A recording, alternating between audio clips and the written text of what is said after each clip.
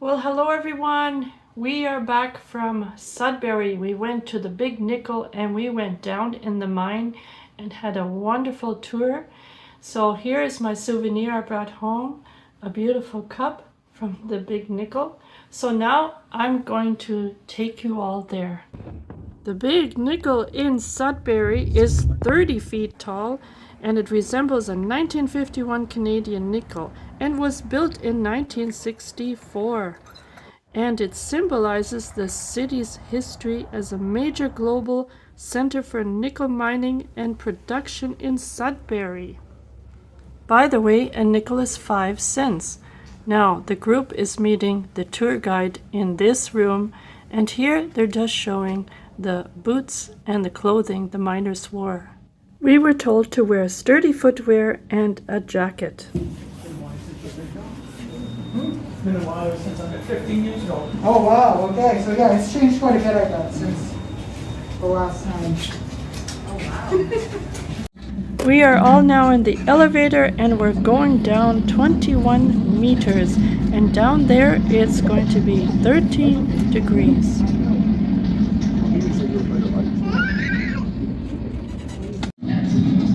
Alright, and so once the gauge hits the floor is going to open, and I just ask that everybody head to the left, get the hard hats off the shelf.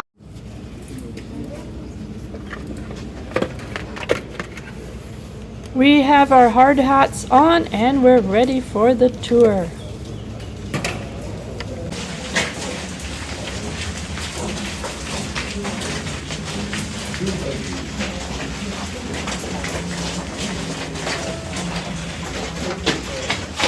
Alright, so this right here is what we're working so hard to find in the mine. This is our pile of ore. So our pile of ore here is contains about the amount of copper and nickel to make a nugget the size of my fist. So as you can see, my fist is not very large. So you might be wondering, what's the point if we're just mining this big pile and only getting a little bit of metal?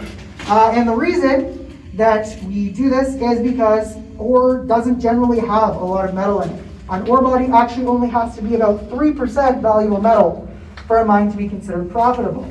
So in Sudbury, we mine nickel and copper. So we're going to get nickel and copper out of this ore, and we're actually going to ship it worldwide to make all sorts of things. Sudbury is one of the top exporters of nickel and copper. So this pile of ore, even though it doesn't produce that much metal on its own, with all the other ore that we collect in Sudbury every year, is going to give us quite a lot of metal and stimulate Sudbury's economy. And of course, we couldn't get this metal without our miners. So our miners are a big part of this. Generally nowadays, being a miner in Sudbury is a pretty good job. It's pretty safe, pays pretty well. Of course, it wasn't always like this. So we're going to see what life was like for miners in the past. And to do that, we are going to have to go back in time. So, everybody follow me as we head into the turn of the century. Now, another thing about these mines is that they didn't use electric lighting. Of course, in the early 1900s, electricity was still a pretty new thing. We didn't even really know how to get it underground. So instead, we used candles. So candles were not the greatest source of light. If you dropped one, it could go out, and then you wouldn't be able to see anything. They could also light things on fire, also not good. And miners had to buy their own candles. So the company did not supply candles. You had to spend your salary on candles, and if you couldn't afford candles, or for some reason you forgot to buy candles, you'd have to borrow some from your friend, or else just work in darkness your whole shift. And this would not have been fun because miners had to work 12-hour shifts at this time. Now we are all walking over to the next section of this tour. And they decorated the mine with pumpkins everywhere.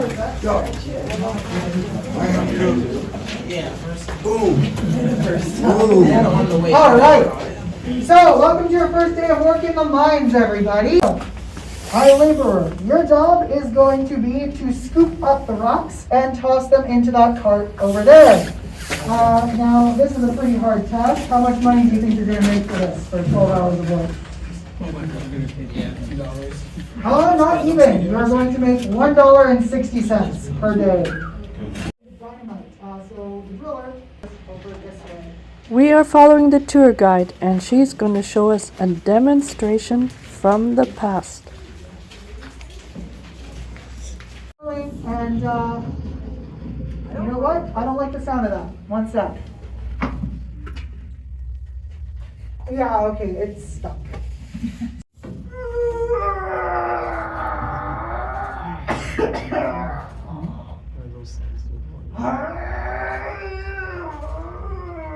Oh man, it's really stuck in there.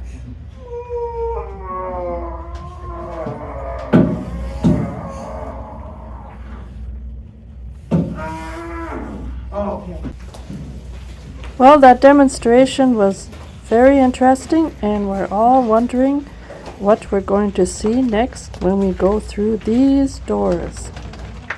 It's hard for me to describe the feeling I have walking through the rocky mine down here.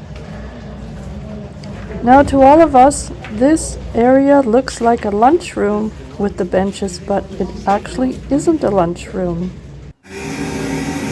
So these drills right here are generally the same as the ones from the early 1900s, but they're a bit more lightweight and efficient.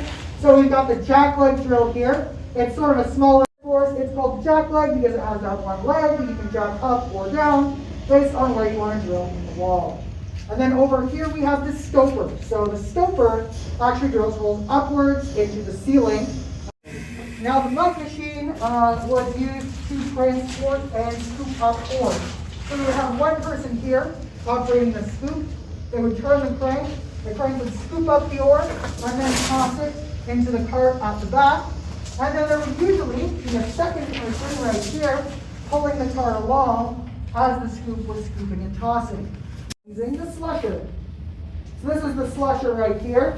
You can see it uses its scoop to pull the ore into the ore chute directly. So the miner is going to pull this handle, which causes the pulley to rotate, and then that causes the scoop to pull the ore back. Now, of course, you can only use this if you're close to the ore chute. Otherwise, you're going to have to use the milk machine. Well, you guys probably didn't come here to learn all about these different types of machines. All right. Thank you. We got another one. Anybody else? Anybody? Oh, come on. Nobody else wants to pull up for that? Excellent. Okay.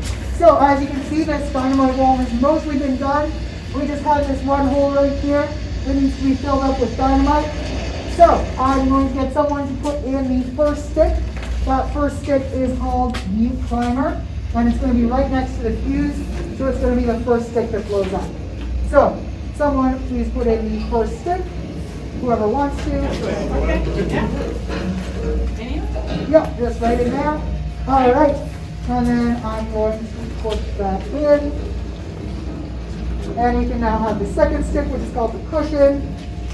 I like the cushion. And then after that, I'll just shove that back. We put in the third stick. All right, and then I'll push that all the way back. Now, can anybody guess why I'm using a wooden stick instead of a metal line? Spark.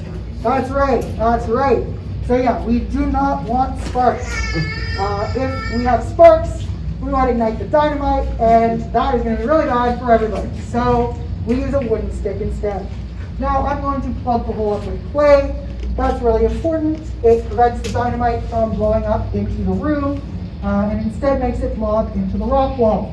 And there's actually a design to the way that we set up our dynamite. So the stuff in the middle is going to go off first, then it's going to go around to the stuff on top, and then to the stuff on the bottom. And that is just a system to make sure that all the dynamite blows up and nothing is left in the rock, which we definitely do not want. So I'm going to set this off, but I don't want you all to be here when I do that because that is a safety hazard. So I'm going to send you around the corner to my state-of-the-art blast shelter. So I'm going to light the fuse. When I light the fuse, I'm going to yell fire in the hole. And that's how you know that the blast is going to start soon. So you're going to want to put your hands on your hats and your thumbs in your ears. That's going to keep your hats from shaking off. It's going to protect your ears. And you really want to make sure that you keep doing that until the lights go back on, as the blast comes a little later than you would expect. So,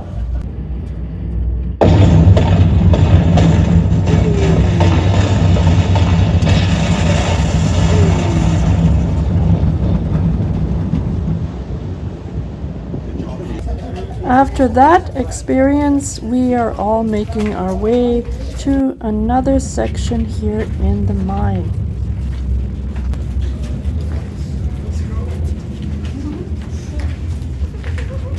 so what we've got here are some modern drills. Now, these drills, you want to notice, are not attached to vehicles. We often have pictures of the vehicles.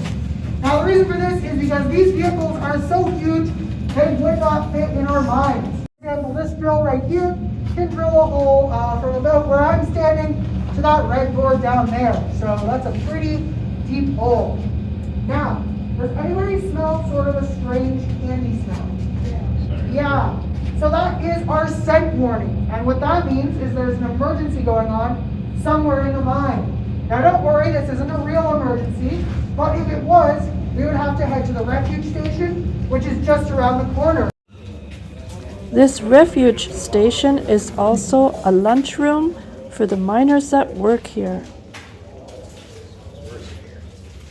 Now, this is unbelievable. There's also a Canada Post mailbox down here, and in the lunchbox is fake food.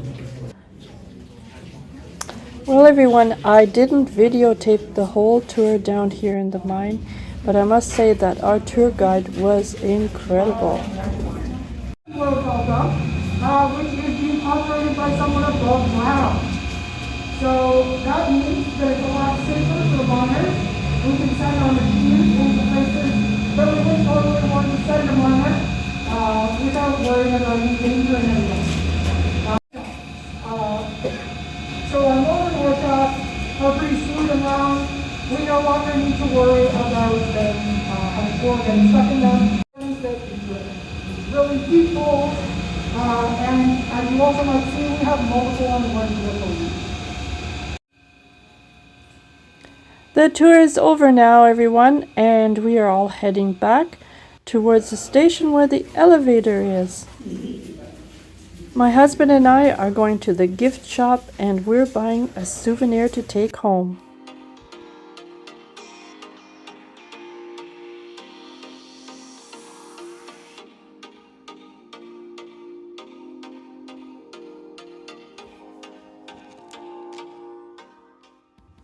Well, thank you all for watching my video. If you ever get a chance to go to Sudbury, it is really worth visiting the big nickel and going in the mine. And if you haven't subscribed, please do so or put a thumbs up. That really helps my channel. And please join us in the next one. Bye for now.